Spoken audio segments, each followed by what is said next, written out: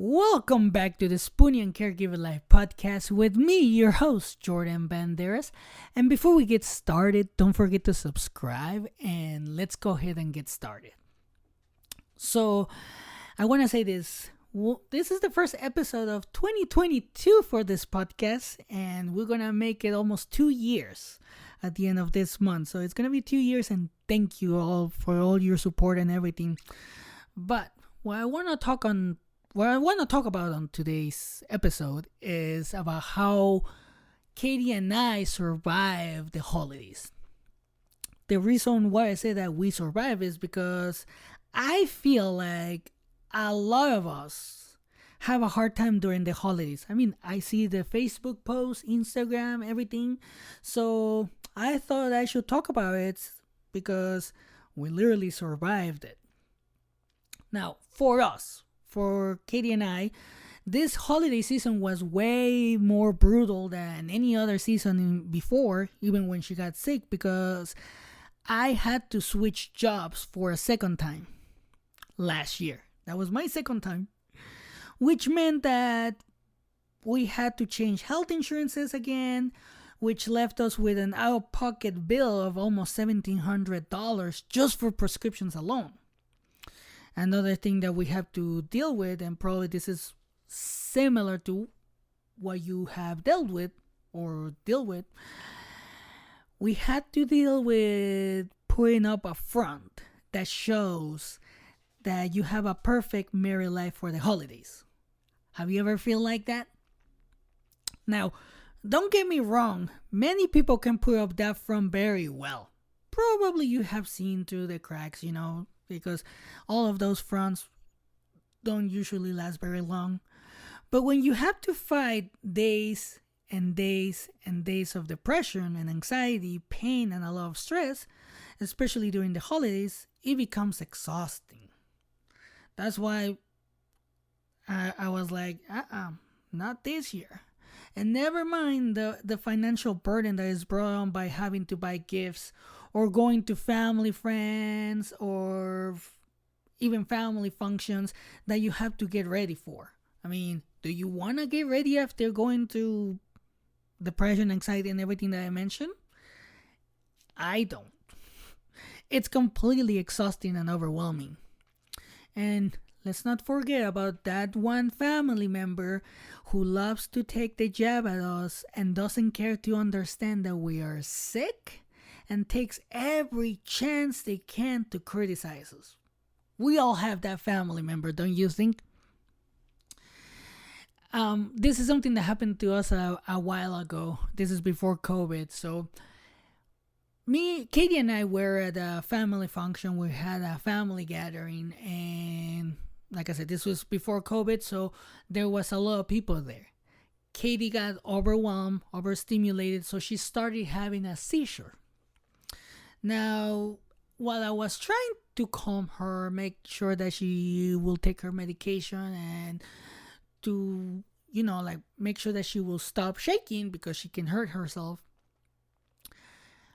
this family member came over, sat next to Katie, taps on her leg and goes, "You know what, Katie? You're not as sick as I am." And starts to go on and on and on and on about everything that's wrong with her and what she is not willing to try while Katie is having a seizure literally right in front of her. So all of this pissed me off. Let's be honest, it pissed me off. So after I was able to get Katie all calm and everything, I was like, you know what though? We have to go. We must go, and left because that was exhausting just by having to deal with all of that. Because this particular family member, it criticizes us all the time, and another thing is like this family member is always asking around 10,000 questions about how come Katie's still sick.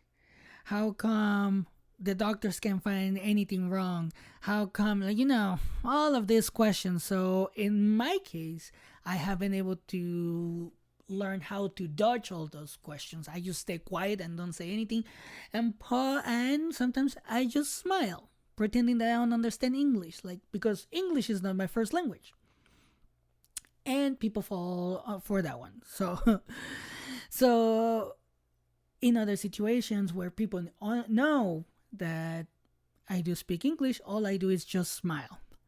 So that's kind of like messed up as well, don't you think? But I feel that during all these celebrations, during all these holidays, you can't really show any facial expressions of pain. Because if you do, people start looking at you like, why are you here? Or they give you this look that, ugh, that person is always sick. Or they always bring the mood down. You can't really feel festive when everybody's like staring you down and doing all these things that make you feel uncomfortable, you know? And one thing that I said to Katie this year is that I didn't want to put up a front. I was like, nope, I'm not doing it. I'm not putting up a front. And I'm thankful that she actually agreed, because I told her, like, all we need to do is take care of ourselves and not go too big on gifts, and also that we could say no if we didn't want to go to any parties or functions.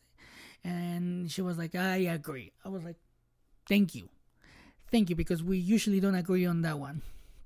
So this made it so much easier for her and me. We enjoyed not having the stress during this season. We didn't go to see people we didn't even get along with. And we didn't have to answer questions about why I switched jobs again. So that's actually pretty nice. So in my opinion, we survived the holidays by not putting up a front. Now, I'm sure that everybody has a different story, but this is how me and Katie survived the holidays, and it was exhausting. I'm not gonna lie. Even though we didn't put up a front, it was still exhausting with all the changes that we had to endure. So that's pretty much what I wanted to talk on today's episode. I hope you guys are enjoying the podcast.